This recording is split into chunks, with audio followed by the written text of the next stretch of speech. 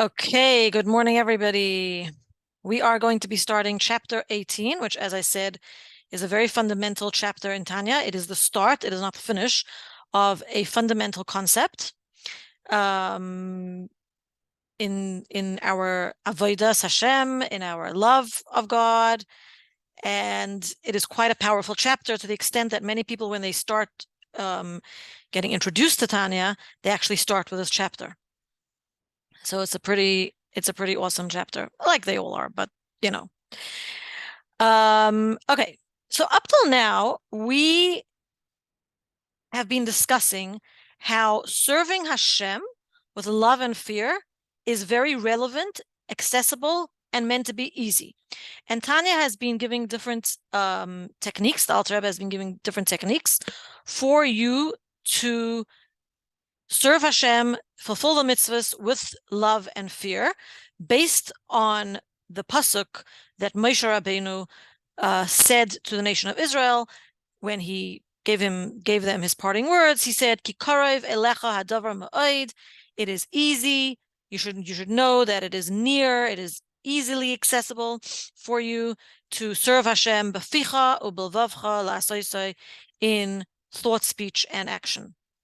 And up till now, we have been discussing, the Alter Rebbe has been discussing, especially in terms of the Beinoni, how it is easy for the Beinoni to develop this love, either by contemplating on God's greatness, using his intellect to produce the emotion of love, a full-fledged emotion in the case of a tzaddik, a not so full-fledged emotion in the case of a Beinoni.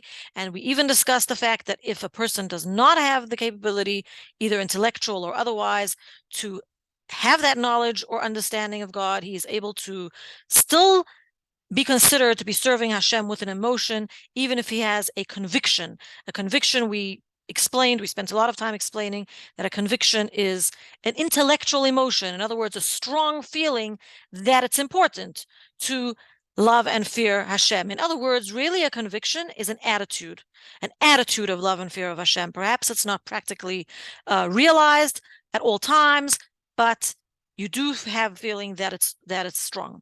But there's one word in this verse that Moshe Rabbeinu told the nation of Israel, which gives pause.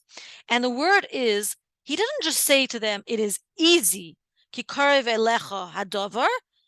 It's easy to be serving Hashem in thought, speech, and action. But he said, it is very easy. Ki karev elecha hadavar me'od. It is very easy to serve Hashem. Now, what is this ma'od all about? Because as we spoke previously, even though Moshe Rabbeinu did say that, and we're explaining it according to Tanya, it doesn't really seem very easy for us to overcome our emotions from the animal soul. It doesn't really, it's not seemingly an easy activity. Okay, so we explained there are different techniques. You can use your intellect, you can produce healthy emotions from your godly soul. You can even get in touch with the fact that you have an attitude of love and fear of Hashem. But what if a person is either limited in his knowledge of Hashem due to life circumstances, perhaps? Maybe he grew up in a home that just did not put an emphasis on this, or he doesn't have an intellectual capacity, and nor does he even have a tavuna, nor does he even have a conviction. So here, the Alter Rebbe starts introducing us to a concept that even such a person, in other words, there's no easy way out. You can't say that, oh, serving Hashem with love and fear is not for me. There's no easy way out. It's for everybody. Even a person who has not produced that emotion through his intellect, he isn't even in touch with an emotion that is deep in the recesses of his heart from his intellect, which is the conviction. Even such a person is able to fulfill Torah and mitzvahs with love and fear because of a special hidden love of Hashem, which is the inheritance of every single Jew from our patriarchs, Avraham, Yitzchak, and Yaakov. And this chapter starts showing us how, through awakening this hidden love, because the very fact that it's hidden means that mostly it's dormant, but this chapter starts the discussion, does not finish it, but starts the discussion about how we can reveal or awaken this hidden love and thereby serve Hashem with a love that you do not have to produce. It's just there. It just has to be awakened. And we have received this love as an inheritance, every single Jew. So this chapter is going to explain why it's an inheritance, what is the origin of this love, and next chapter is actually going to understand what the love seeks, what's the purpose of the love, and why this love actually has an aspect of fear of Hashem mixed into it as well. But let's do chapter by chapter. We're going to be discussing in this chapter, chapter 18, to understand, firstly, how this is an inheritance from our patriarchs. And we're going to actually be discussing some very fundamental aspects in Chassidus in this chapter, which will be repeated many, many, many times over during the study of Tanya. Now, in order to, if we are to understand that we have an inheritance from our patriarchs, we have to understand the nature of the godliness of our patriarchs to understand this inheritance. Because the nature of our patriarchs was different to our nature. And we have received something from them. So in order to better understand and appreciate our inheritance, we have to understand how our patriarchs served Hashem. Now, it is said that our patriarchs, Hein Ha'aves, our patriarchs, Hein HaMerkava, they are chariots. Now, in modern day lingo, we would call it a vehicle, right? In olden days, you took your horse and buggy and you went clop, clop, clop. Off you go. Today we take a car, a plane, a helicopter, whatever mode of transport you want. In other words, a vehicle.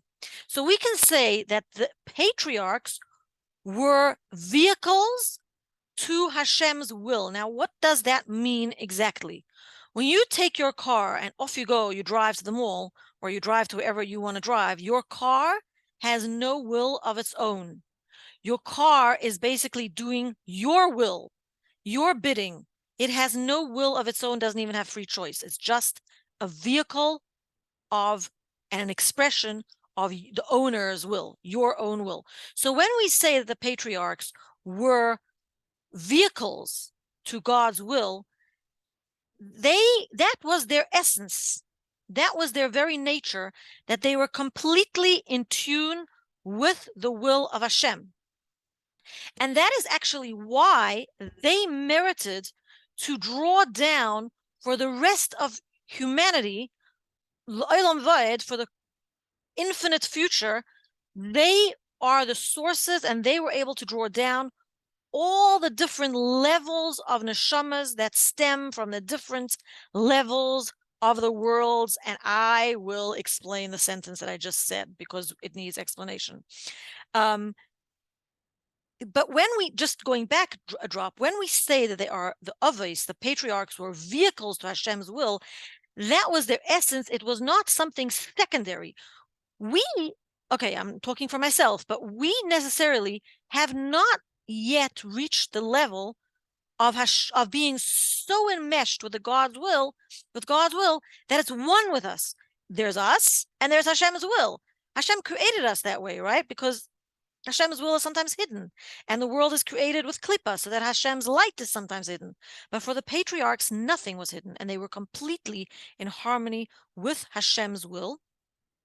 And that is why even the most sinful of people in the Jewish nation, their soul originates from the 10 attributes, the 10 spheres, stemming from the 4 worlds, but it might be from the lowest level, but it comes from the aspect of Kedusha. Now, we have to take now a 5-minute crash course into the 10 attributes, the 10 spheres, godly attributes, and the 4 worlds to understand this concept a little better. But it's just a 5-minute crash course, so there's obviously a lot more detail involved. Okay, so to understand the system of creation, okay, we have to understand that there was God's light, and then God created the world. Hashem created the world. Interestingly enough, we're in the middle of Sfiras Omer. We're counting the Omer, which the counting of the Omer actually concentrates on the 7 emotional attributes. We know really there are 10 spheres. There are 10 attributes, 3 intellectual attributes, Chachma, Bina, Das, and then there are 7 emotional attributes, which are Chesed, Gvura, Tiferetz, Netzach, Hod, Yesod, and Malchus. Malchus is the last one.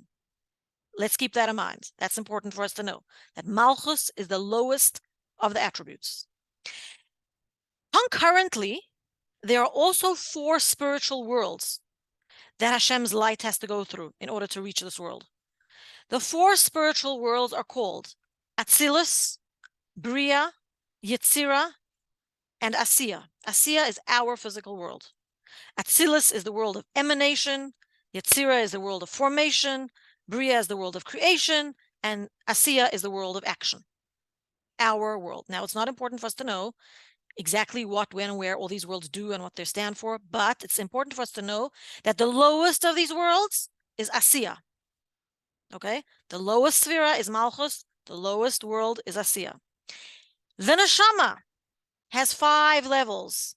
This chapter of Tanya only speaks about the lowest 3, which is Nefesh, Ruach, and Neshama. There's actually a level in the soul which is called Neshama. But the lowest level of the soul, most connected to our body, is called Nefesh. Then it goes higher to Ruach and Neshama. Another time we will speak about Chaya and Yechida, which kind of hovers above our body. But Nefesh is the lowest level of the Neshama. Asiya is the lowest of the 4 spiritual worlds. And Malchus is the lowest of the 10 spheres. Let's keep that in mind. Now, I want to explain to you something very, very interesting about the spheres. Everything in this world, everything, follows a system of creation, which Hashem himself established, and it follows the spheres. It goes in order of the spheres, which later on in Tanya talks about the concept of tzimtzum, which is basically filters. Again, it doesn't fit into the 5-minute crash course, but it's basically filters for Hashem's light to finally and be able to create the world as we see it. Otherwise, we would not be able to tolerate Hashem's lights. Now, I really needed a children's stacking toy to explain this concept, but I'll try a little bit with some cups of different sizes. I don't know if you're going to be able to see them. Couldn't find the stacking toy, and maybe I threw it out. I don't know. But I'm going to buy another one because it's very good to explain this concept. Okay, here's the thing. The spheres, when we start off with the lowest sphera, yes, it's the lowest sphera. Now, these spheres, these levels, sometimes are also called kalim, recipients, vessels, okay? Because they receive from all the spheres which are above. So here's another concept as part of the crash course. Everything below receives everything from above. So let's say this little plate over here, I don't know if you could see it, Brazilian disposable soup bowls, which when you serve chicken soup, you need 2 of them. This plate over here, let's say it's the lowest sphera of Malchus. Let's just say, right? It contains in it Yesod. Yesod goes in there. Now, how does this work exactly? A recipient limits what's inside, right? You could only have a limited amount of water in this bowl, correct? So it limits what's inside, but it also contains what's inside, okay? So it doesn't let this cup go further out. It contains it, but it gives it a form, and it holds it. But this Yesod has in it Hod. And this Hod has in it Netzach. And I'm sorry, but I don't have other sizes. But let's just imagine we have 10 recipients, right? So basically you have Malchus, and the other sphere that's higher is inside of that, and the other sphere which is higher inside of that. You know those babushka dolls? Or those kids stacking toys that one goes inside the other? So what happens is that yes, Malchus is the lowest of the sphera, but it contains all the other spheres inside of it. So it's actually pretty lofty. Asiya is the lowest of the worlds, but it contains all the light from the other worlds in it. It contains the world from Atzilus, which is the highest world closest to Hashem. Are you getting the concept? So you have the lower level, but the lower level, yes, contains, restricts, doesn't let it go further, but it has everything in it. It's all in concentrated form. It's all in concentrated form. So when we talk about a Jew who has the lowest level of neshama, maybe his soul comes from the level, his nefesh, he has a nefesh, which comes from the level of malchus in the world of Asiya. So low level, low level, low level. That soul the source is actually very, very, very lofty. So it could happen that what happens is that two evil parents, let's say, could actually, as a result of their union, give birth to a very lofty soul. Now, why does that lofty soul go to parents who are not lofty? Because Klippa in this world is holding on to that holiness, it has chapped the holiness, has kidnapped the holiness, does not want to give it up to a tzaddik, because then for sure this lofty soul is going to reach all sorts of great heights because it's, in the hands of a tzaddik. So Klippa takes this lofty soul, throws it in the hands of lowly souls, in the hope that it's going to give nourishment to these lowly souls and continue this wonderful Klippa. But sometimes this because it's such a lofty source, the whole soul, it overcomes its circumstances, and that's why many times we see that a tzaddik can be born to very lowly parents. I'm sure you've heard many stories in the Gemara and other places where that can happen. But the reason that can happen is because every Jew receives, as a result of an inheritance from our patriarchs, a soul from Kedusha. Because the essence of our patriarchs was to be completely in line with the will of Hashem. There was no other secondary aspect to their existence. Okay, now to explain a little bit more what's going on in this chapter. We're traveling a little bit in this chapter. So let's say the lowest level is Malchus. Okay, the highest level, the highest sphera is Chachma. Okay, so every low-level person, low-level neshama, let's say, every single person, every single Jew has in it the Kedusha, which is in the level of Chachma, which is the first of the Sphira. It's an intellectual Sphira, but it's the first divine attribute. Is that clear to everybody? Because now we're going to explain what Chachma is. I should repeat it? Okay. So let's say you have 10 spheres. Chachma, Bina, Das, Chesed, Gvura, Tiferes, Netzach, Hod, Yesod. All those 9 spheres are contained within the last sphere, which is Malchus, which means that every single person, as lowly as he may be, as ignorant as he may be, his soul may come from the lower level of Malchus, he still has within him the higher level of Chachma. Everyone get that? Because we're going to explain what Chachma is. Okay, so now let's talk about Chachma. If every single Jew has in him Chachma, what is Chachma? So, Chachma is actually a pretty amazing thing. Chachma is the first of the 10 divine attributes. It's a very, very high level, very close to godliness, very close to God.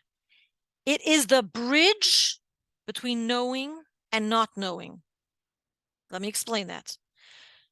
Chachma is from the intellect, but we know there are 3 intellectual attributes: Chachma, Bina, and Das. So how do you form an understanding of something? You use your Bina, your faculty of understanding. Before a concept reaches Bina, the concept is in Chachma. Chachma is above understanding. You don't really understand it. Very similar to the fact people are learning here, right? And you say, "Oh, I don't understand that." Let's hear a deeper explanation. Let me try and understand that more. Before you've reached the level of understanding, it's on the level of Chachma. Chachma is knowing that you don't know. Chachma is is knowing that you don't know, but you're curious to know more. You're open to knowing more, which is why it becomes bina, which is the level of starting to understand, which translates thereafter into das, which means it becomes a part of you and you actually start understanding. But chachma is basically knowledge without understanding it. So it's above logic, it's above understanding. It's the source of your intellect and wisdom. It is the bridge between not understanding and understanding, because it overlaps. It's above understanding, but also translates thereafter into understanding. So it's a bridge. Chachma is a bridge. It's a bridge between not knowing and knowing. And it is the seat of humility. Why is it the seat of humility? Or as we would call it in Tanya terms, bittul, self-nullification. Bittul means you are completely annulled to the will of Hashem. You are subjugated to the will of Hashem. It's humility. Why is chachma, wisdom, which is not yet understood, the seat of humility? Because in the same way that you cannot understand chachma, we cannot understand Hashem.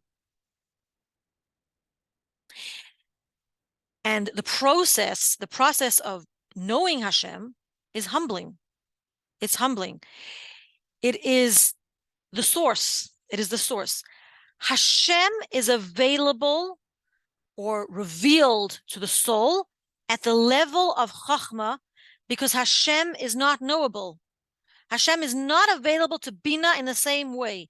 Once we start understanding something with our own understanding, ourselves get involved.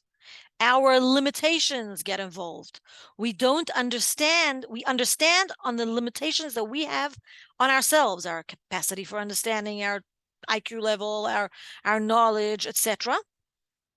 So humility is the chachma of the neshama. That's where we say we surrender ourselves to Hashem and we say we don't know. We would like to know, but we don't know. And that's why chachma is composed of two Hebrew words called koyach, ma. Koyach means strength, and ma means what? In other words, potential. What is there to know? What is there yet to understand? What do we have yet to know? It's not yet enclosed in intelligence, which is why Hashem, who we cannot comprehend, is enclosed in chachma. Hashem is enclosed mostly in chachma. Not that he's not enclosed in the other spheres, but that is where Hashem is enclosed, because Hashem is beyond our understanding. And chachma is also beyond understanding. Chachma transcends comprehension. It's interesting because when we speak about, the three levels of intellect, we just automatically say, oh, chachma, bina, das, knowledge, wisdom, and understanding. We don't really, what is chachma? What is bina? What is das?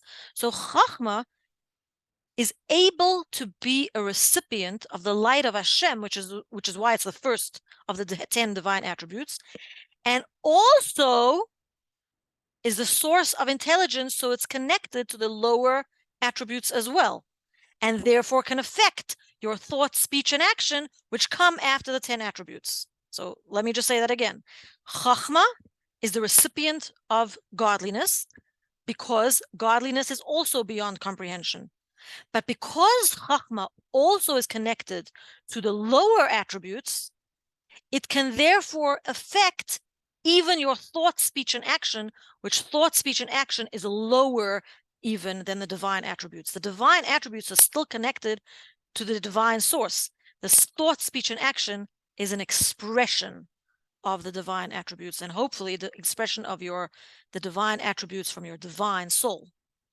Your animal soul also has these 10 spheres, but they come from the unholy source, not from a godly source. Now, I hope everyone's understanding, because some people are looking a little confused. Maybe we have to chew it over a little bit more. So if you have any questions, you can stop me. But what I do want to say is that this level of chachma, which is beyond understanding, which is where Hashem is found, which is the seat of humility and bittul, is where we get emunah from. We get faith from.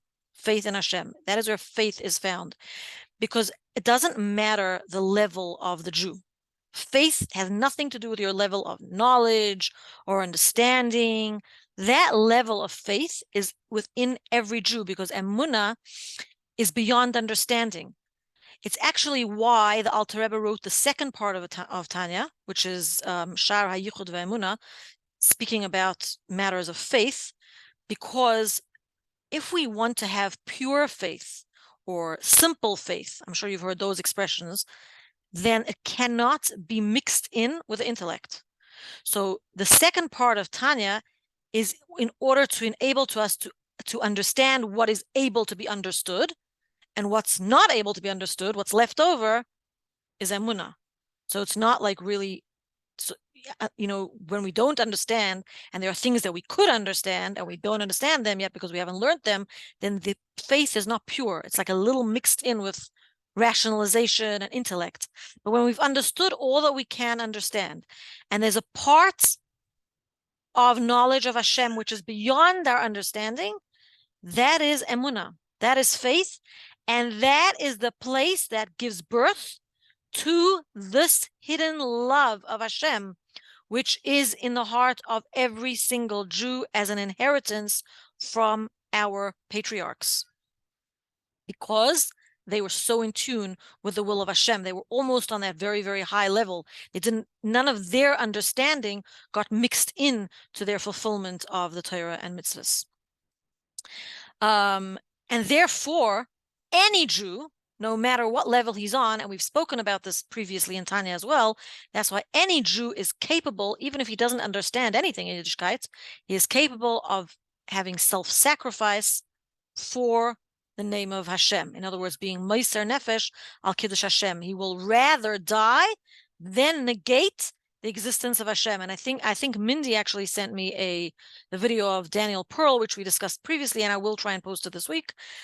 He was very, very assimilated and didn't really care too much, apparently, about Torah mitzvahs. But when it came time that he was going to die, he was going to be killed by Islamic terrorists, he actually did not renounce God, and he stated proudly that he's Jewish and he believes in God.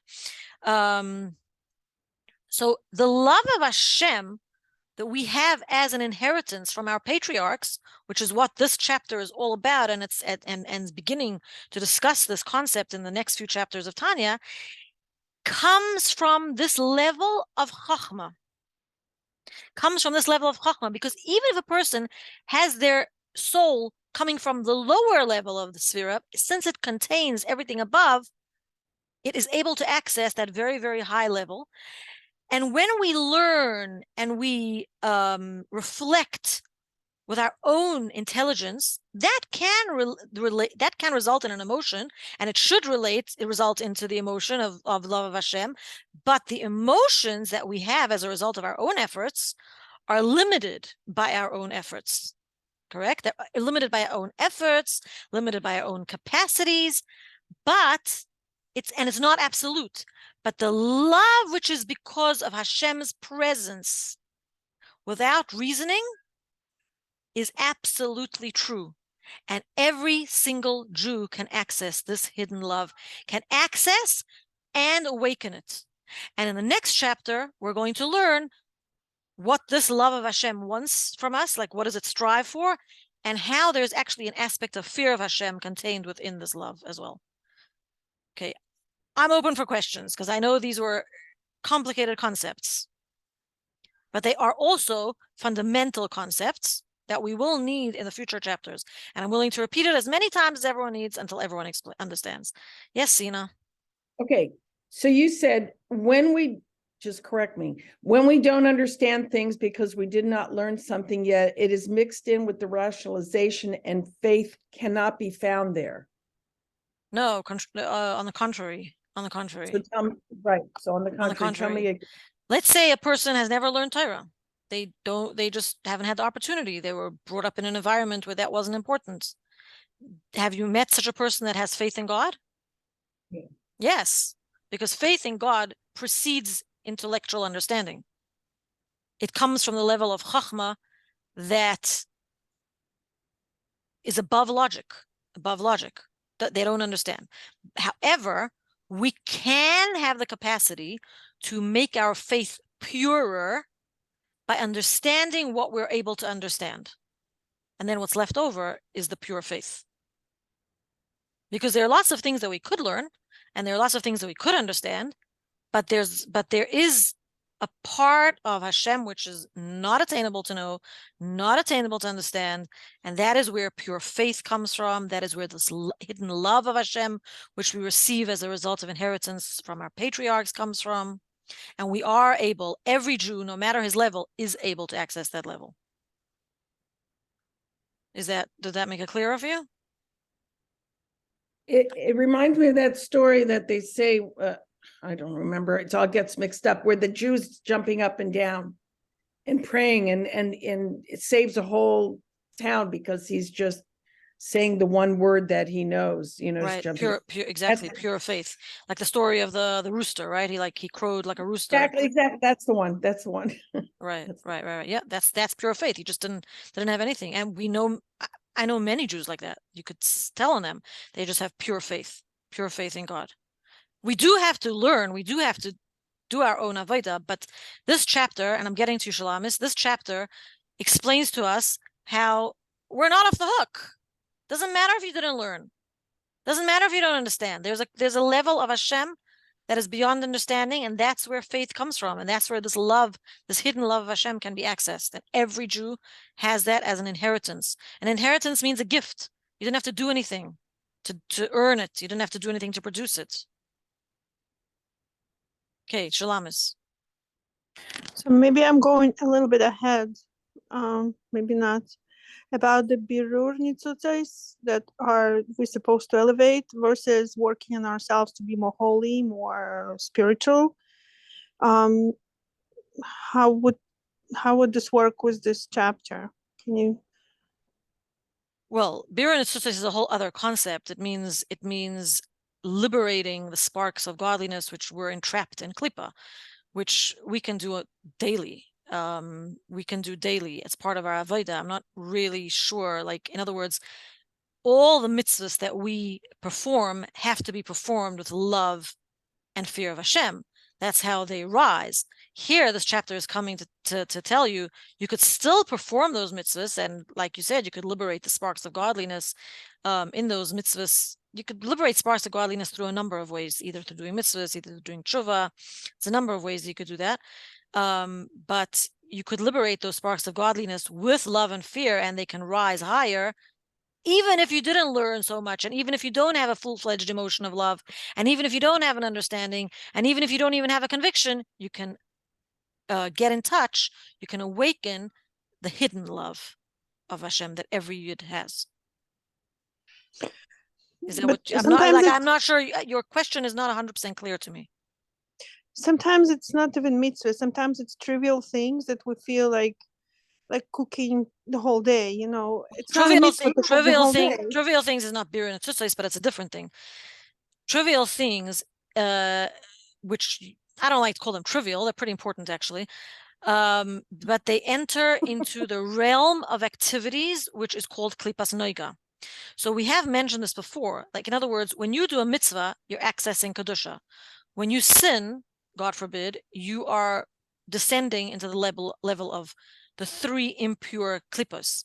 But there's this realm in the middle, these, I don't want to call them trivial, let's call them mundane activities that everyone has to do for the survival of your life, right? Eat, sleep, walk, talk, whatever, cook, do laundry, etc., which is in the category not of kedusha. It's permissible. It's not a sin. It's permissible, but it's also not a mitzvah. But if you do them, here's the trick. It depends on your intent. In other words, you could eat. Eating is a trivial, mundane activity. I don't want to use that word trivial. Mundane activity. Eating is a mundane activity, but it depends why you're eating. If you're eating to have energy to serve Hashem, then your eating becomes elevated to the level of kedusha, and you're eating kosher food, and you made a bracha, etc., etc. that becomes holy. But if you're eating gluttonously and stuff that you shouldn't really eat and without intent, then unfortunately the food that you eat gets lowered to the level of klipa. That's where the mundane activities fall into. That's the category where they fall into. So where does it fall in with serving Hashem, with our being like the Merkava and all that? How does It's this mundane things all fall? of this is an avodah. It doesn't happen in one instance. These are concepts to reflect upon. These are concepts to meditate upon. These are concepts to enrich our avodah of Hashem, right? To, as I said, not let you off the hook.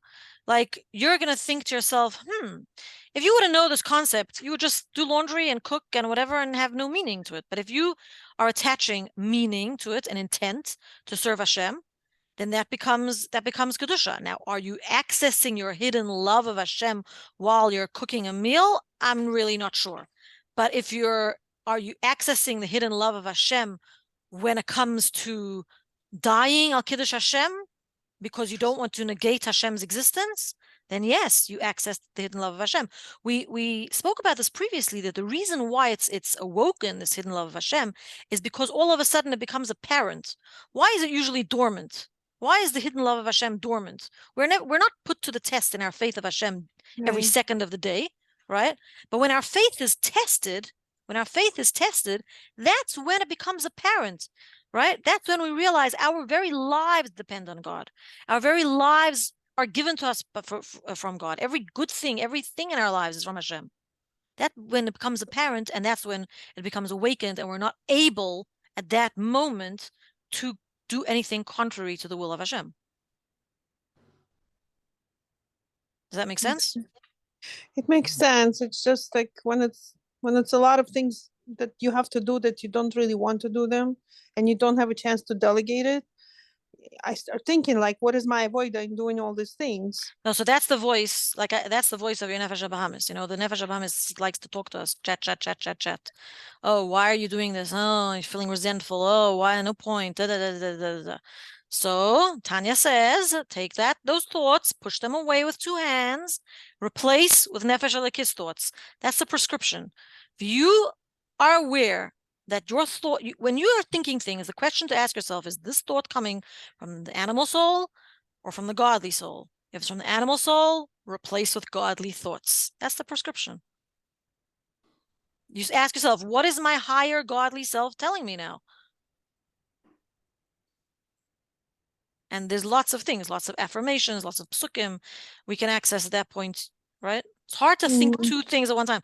Like, for example, the previous chapter that we learned in Tanya, we learned that a Beinoni, or potential Beinonis in our case, we are not able to control our hearts, but we are able to control our minds, right?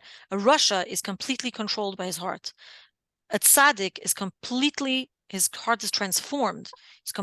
His mind is completely controlled, right? His heart is transformed. But a Beinoni, we are able to control our minds and therefore affect our hearts and actions. We can't control how we feel, but we can control what we think. That's what moyach shalit al halev means. You don't control your heart; you control your mind. Right. Okay. It's just a lot. So fighting. You know what? People go do the wrong route. In other words, if you feel something and you want to feel something else, people fight the emotion and say, "I want to feel another emotion." In order to feel another emotion, you don't just go from emotion to emotion. It has to pass the intellect of the godly soul. You have to ask yourself, what's the godly soul saying now? What does Hashem want for me right now? Yeah. For the woman to has to feed the family, has to do mundane acts for the family to go and do godly activities of davening and learning and avodas Hashem. That's because the woman did the avodah of feeding them.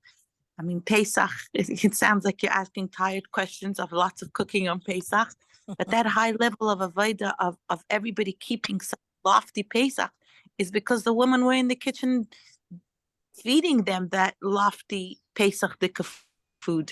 We're the ones who are privileged to, like, we're the Kohanim, the Kohen Gadol of our homes. We're the ones who are given the lofty position of giving them the gashmistic food so that they can reach the high levels. The man Right. could also cook. I'm not talking about that. I'm talking about when you feel like you're doing something overwhelming amount of something that could be delegated and you cannot. And it's just a lot. And Shalamis, that is a whole nother topic. Okay. Resentment is a symptom. Resentment is a symptom. This is maybe not pure Tanya, but resentment is a symptom of a lack of not getting your needs met, not having enough self-care, not having enough fuel. If you don't have enough fuel to keep you going, yes, you're going to feel resentment. And that is a lovely tactic of our wonderful Yetzer Hara friend. So, I'm resenting all the things that I have to do. I think every single woman, and if you didn't go through this Pesach, then your mamish tzidkonius, I think that every single woman during Pesach at some point feels that feeling. Ugh, what am I doing here? I'm working so hard. No one appreciates it. Why can't anyone help? Why can't anyone do something? Am I talking? I mean, I know that I went through that. I actually opened myself up to a couple of friends and worked through that so that I could get in touch with my Nefesh Elokis thoughts. Because sometimes it's so overwhelming that your Nefesh Elokis just can't get in. No place for it. So you have to stop, pause, come aware. What can you do? Where is that coming from? Okay. And go take care of yourself. Holy. It's for the purpose of serving Hashem. I'm serious. Cannot run on empty. You cannot run on empty. Running on empty is a pure tactic of the Yetzer Hara. I just want to say this this class was incredible. And all I want to do is run and get a big piece of paper and do like this artistic diagram of what you said, because I've never heard everything so clear with all the spheres and the worlds and the different things. And I'm just very excited about that. I still am going to invest in a stacking toy. I'm going to buy a stacking toy. Everyone's going to understand it even better. A little nesting toy. Nesting, that's it. Nesting. Matryoshka. Matrushka, thank you. Yes. Yeah. I need one that has 10. We have to find it. Okay. Right. And please do it, Chaya Sarah. Yes, I agree with Sina. Do that. I will. I definitely will. And share it with the class. It was so good. Yeah. Oh, I don't know if I'll share it, but I'm going to do it. Well, share it with me at least. We'll see. Okay. I know that I'm going to have to listen to this class again because I was driving and some things I got cut off. So I'm like, I know that things were made so clear that I am definitely going to listen to this class again. Yeah, I'm happy that they were made clear, because the truth of the matter is that when I was preparing this class, I actually thought to myself, maybe we should take 2 classes for this chapter, but I wanted to stay to the thing of 1 chapter per class. So I had to distill it, like to be able to get it. But it's interesting how everything in Tanya is connected, because I'm teaching on Tuesday evenings in Brazil. I'm teaching Shara Yichud Ve'emunah, and we're talking about the concept of tzimtzum and how tzimtzum is something that, yes, restricts godliness, but it also is an amazing thing. It's not a passive. It's not passive. It actually contributes to creation of the world, because this recipient that godliness is in, it restricts godliness, but it also gives godliness a form. So we're able to have a world. We're able to have a world, right? If you put something into a red box that's transparent, you'll see it red, right? Like a transparent. It's a very fascinating concept, happens to be, but it also contains everything above. That's the point.